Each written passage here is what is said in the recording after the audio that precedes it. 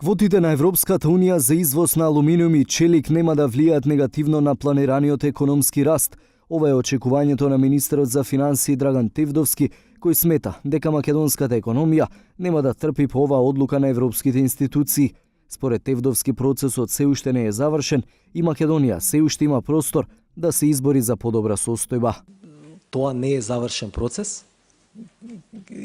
Постои уште простор пред се тимот кој што е предводен од Министерството за економија да се избори за поволности кои ќе бидат добри за македонската економија.